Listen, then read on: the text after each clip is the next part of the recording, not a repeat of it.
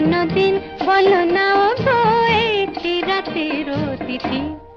হায় মায়াবী তিথি, এই মধুর গীতি, আর কি পাবো কোনদিন বলো না ও গো একটি রাতের অতিথি।